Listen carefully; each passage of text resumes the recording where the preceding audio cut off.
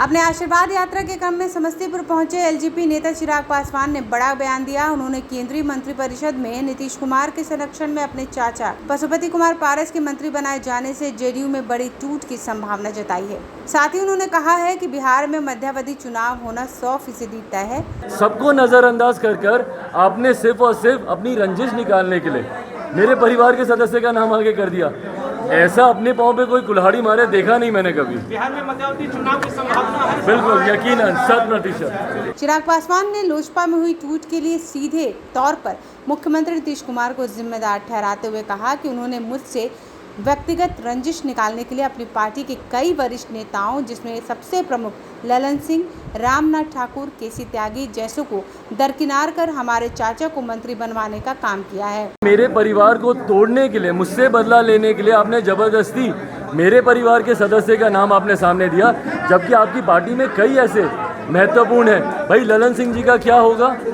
उनकी तो एक अहम भूमिका रही थी इस पूरे प्रकरण में। आपकी पार्टी में केसी त्यागी जी है, कितने और महत्वपूर्ण लोग हैं, उपेंद्र कुशवाहा जी हैं, सबको आपने नज़रअंदाज कर दिया। संतोष कुशवाहा जी, उनका नाम इतनी मजबूती से चल रहा था। आज जब मैं यहाँ समस्तीपुर में मौजूद हूँ, कर्पूरी ठाकुर जी के सुपुत्र रामनाथ ठाकुर जी, उनका नाम इतनी मजबूती से चल रहा था। आपको इनमें से कोई नहीं दिखा अपनी पार्टी का।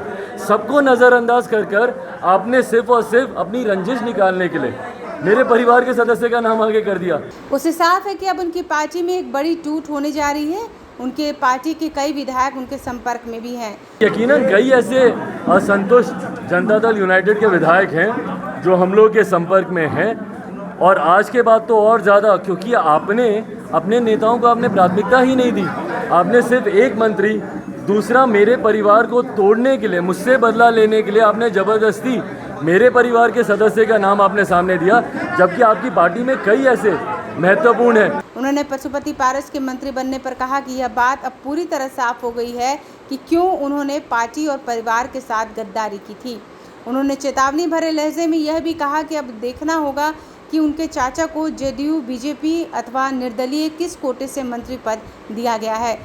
यदि उन्हें एलजेपी कोटे से मंत्री बनाया गया होगा तो वे इसके खिलाफ कानून की शरण में जाएंगे, क्योंकि उनके अलावे सभी 5 सांसदों को हमने पार्टी से निष्कासित किया हुआ है।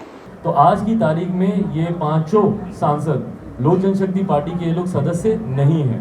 ऐसे में अगर ये जनता दल यूनाइटेड अगर ज्वाइन करते हैं और जनता दल यूनाइटेड के कोटे से अगर मंत्री बनते हैं, मेरी ढेर सारी शुभकामनाएं। भाजपा ज्वाइन करते हैं, उसके कोटे से मंत्री बनते हैं, मेरी ढेर सारी शुभकामनाएं। या इंडिपेंडेंट कोटे से मंत्री बनते हैं, मेरी ढेर सारी शुभकामनाएं। पर अगर ये लोक जनशक्ति पार्टी के कोटे से, जो कि मैं मीडिया के चैनल पे मैं देख रहा हूँ प्रमुखता से, और मैंने प्रधानमंत्री जी को भी इसी संदर्भ में मैंने उनको कल पत्र लिखा है, और उनको भी मैंने इस बात का आग्रह किया है कि भाई आप इनको किसी भी कोटे से आप मंत्री बना सकते हैं, बट अगर लोक जनशक्ति पार्टी के कोटे से अगर आप इनको मंत्री बनाएंगे तो उस पर हम लोग को एतराज़ होगा।